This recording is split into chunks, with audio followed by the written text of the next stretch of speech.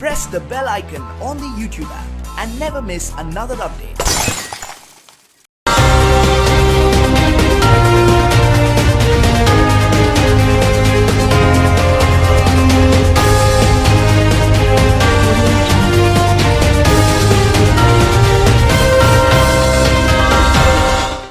हूं निकत परवीन खान। आप सभी का हमारे न्यूज चैनल जगसागर में स्वागत है।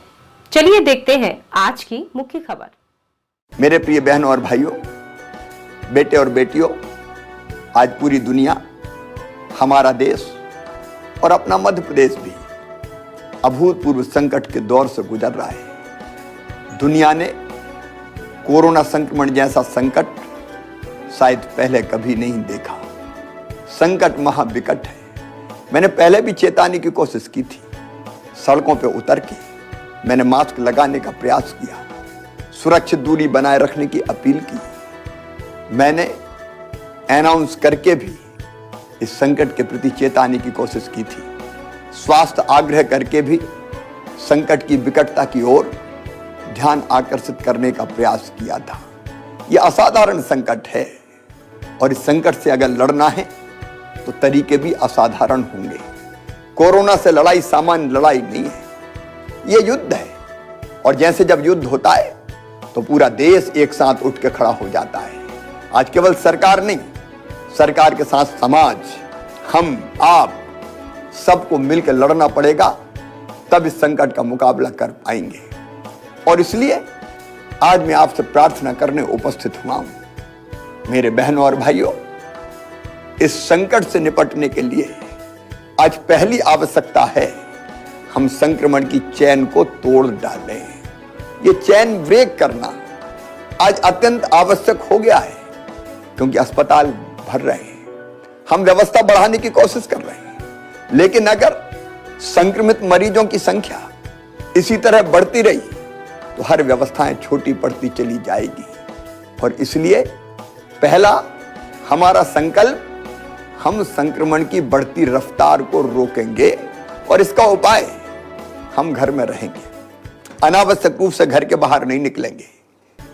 30 अप्रैल तक गांव में ग्रामवासी तय करें, शहर में मोहल्लेवासी तय करें, कॉलोनी में रहने वाले लोग अपनी कॉलोनी के लिए तय करें, एक बिल्डिंग में रहने वाले, फ्लैट्स में रहने वाले लोग वो बिल्डिंग तय करें कि 30 अप्रैल तक हमारे गांव से, हमारे मोहल्ले से, हमारी कॉलोनी से, हमारी बिल्डिंग से अनावश्यक रूप से कोई भी बाहर नहीं जाएगा। अगर हमें किसी सामान की आवश्यकता है, हम अपने प्रतिनिधि तय कर लें, 5 लोग तय कर लें कि वो जाएंगे, सामान लेके आएंगे और उसकी आपूर्ति आवश्यकता के अनुसार हर परिवार को कर देंगे। अगर हम 30 अप्रैल तक घरों में रुक गए और खुद हमने जनता कर्फ्यू लगा लिया, ये सरकारी कर्फ्यू नहीं होगा, ये लॉकडाउन नहीं होगा, ये हम अपने आप को बचाने के लिए, संक्रमण की रफ्तार को रोकने के लिए हम स्वयं तय करेंगे कि मैं घर में रहूंगा। मैं आपसे प्रार्थना करता हूं, गांव-गांव से ये आवाज निकले, शहर के हर मोहल्ले से ये आवाज निकले, हम बिना काम के घर के बाहर नहीं जाएंगे। और घर के बाहर जाना पड़ा बहुत आवश्यक काम से, तो अपने चेहरे पर मास्क होगा, बिना मास्क लगाए कदापि नहीं जाएंगे। मेरे बहनों और भाइयों, मास्क कफन से छोटा है, यह आसानी से लगाया जा सकता है और इसलिए मास्क लगाएं, सुरक्षित दूरी बनाएं, संक्रमण से बचने का हर उपाय अपनाएं। और अगर आपको सर्दी, जुकाम, बुखार, सिरदर्द, दस्त, खांसी जरा सी भी हो रही है तो कृपया करके लापरवाही बिल्कुल मत कीजिए। तत्काल सैंपल दीजिए, टेस्ट करवाइए। सरकारी व्यवस्था में टेस्ट निःशुल्क हो रहे हैं, टेस्ट करवाने में बिल्कुल देर मत कीजिए।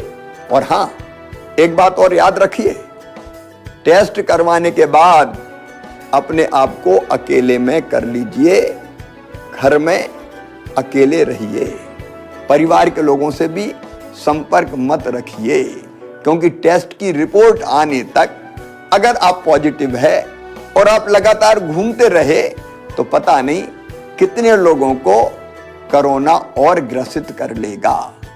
आपको भी बचना है तो दूसरे को भी तो बचाना है ना हमें। इसलिए अकेले में रहिए, ये मेरी प्रार्थना है। और अकेले में रहेंगे तो परिवार को भी बचा पाएंगे। क्या आप अपने परिवार से प्यार नहीं करते?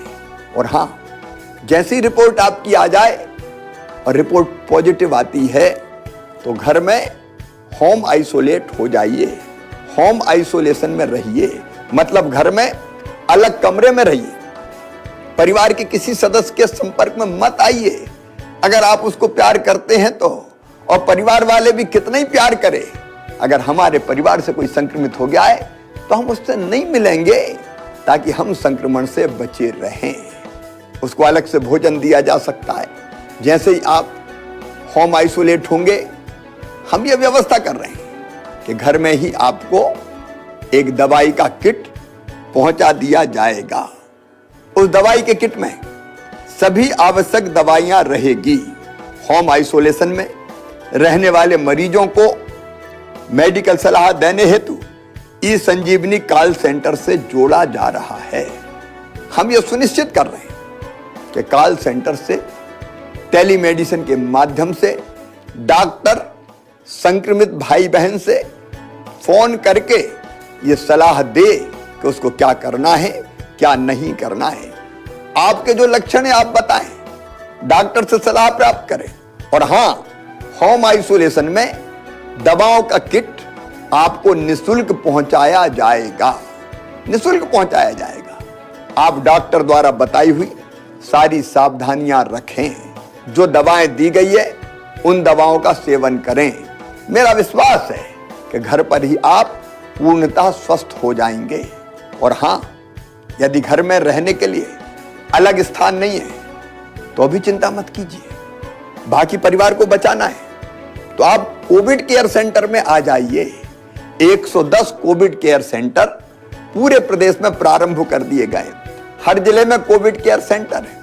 जरूरत पड़ेगी तो हम और बनाएंगे ताकि आपको कोविड केयर सेंटर में रखा जाए। कोविड केयर सेंटर में डॉक्टर आपकी देखभाल करेंगे, स्वास्थ्य विभाग का अमला रहेगा, भोजन चाय नाश्ते की व्यवस्था की जाएगी और आप स्वस्थ हो जाएं इसका पूरा प्रयास किया जाएगा। इसलिए घर में जगह नहीं है तो बिल्कुल संकोच मत कीजिए, कोविड केयर सेंटर में आइए। इसके बाद भी कोई समस्या पैदा होती है तो चिंता करने की जरूरत नहीं है, वहां से अस्पताल भेजने की व्यवस्था भी की जाएगी। लेकिन अगर इतना ध्यान आप रखेंगे तो अस्पताल जाने की नौबत नहीं आएगी। क्या आप इतना सहयोग नहीं करेंगे कि लक्षण आते ही आप टेस्ट करवा लें, इलाज कर लें ताकि अस्पताल में भेजने की नौबत ही ना आए। अस्पताल में मेरे बहनों और भाइयों, बिस्तरों की संख्या हम लगातार बढ़ाने का प्रयास कर रहे हैं। सरकारी अस्पतालों में भी बिस्तर की संख्या लगातार बढ़ाई जा रही है। 1 अप्रैल को जहां हमारे पास कुल 21,159 बिस्तर उपलब्ध थे, आज उनकी संख्या बढ़ के 40,784 हो गई है। 30 अप्रैल तक इन बिस्तरों की संख्या बढ़ा के हम 50,000 तक पहुंचा देंगे। सरकारी अस्पतालों में बिस्तर की संख्या बढ़ रही है, प्राइवेट अस्पताल भी बिस्तरों की संख्या बढ़ा रहे हैं। हम प्राइवेट अस्पतालों को भी सरकारी भवन दे रहे हैं कि आप आइए, अपना अस्पताल प्रारंभ कीजिए। हर तरह की व्यवस्था में सरकार सहयोग दे रही है। और केवल प्राइवेट सेक्टर नहीं, अब तो स्वयंसेवी संस्थाएं भी अस्पताल बनाने आगे आ रही है। मैंने कहा कि संकट ऐसा है जिसमें सबको मिलकर लड़ना पड़ेगा। राधा स्वामी सत्संग व्यास इंदौर में अस्पताल तैयार कर रही है। हमारी लगातार कोशिश होगी हम बिस्तरों की कमी आपको ना आने दें, लेकिन संसाधनों की एक सीमा भी तो है। बीच में ऑक्सीजन की किल्लत पैदा हुई, चारों तरफ ऑक्सीजन की कमी के कारण एक विकट संकट हमारे सामने पैदा हो गया, क्योंकि अप्रत्याशित संख्या है मरीजों की। किसी ने कल्पना ही नहीं की थी कि ऑक्सीजन की इतनी आवश्यकता पड़ेगी। लेकिन प्रधानमंत्री जी से मैंने आग्रह किया, गृह मंत्री भारत सरकार से बात की, उद्योग मंत्री से बात की, स्वास्थ्य मंत्री से बात की, और आज मैं आपको आश्वस्त कर रहा हूं अब ऑक्सीजन की आपूर्ति लगभग सामान्य होती चली जा रही है। 8 अप्रैल को ऑक्सीजन की आपूर्ति 130 मीट्रिक टन थी, जो 12 अप्रैल को बढ़ के 267 मीट्रिक टन हो गई। 17 अप्रैल को बढ़ के 390 मीट्रिक टन हो गई। और आगे बढ़ती हुई ऑक्सीजन की आवश्यकता को देखते हुए मैं प्रधानमंत्री जी को धन्यवाद देना चाहूंगा। 20 अप्रैल तक 445 मीट्रिक टन ऑक्सीजन हमें प्राप्त होगी, 25 अप्रैल तक 565 मीट्रिक टन और 30 अप्रैल तक 700 मीट्रिक टन ऑक्सीजन हमको प्राप्त होगी। हम ऑक्सीजन बनाने के संयंत्र लगाते चले जा रहे हैं। छोटे छोटे संयंत्र जो स्थानीय स्तर पर उत्पादन करें, उसकी कोशिश भी लगातार जारी है।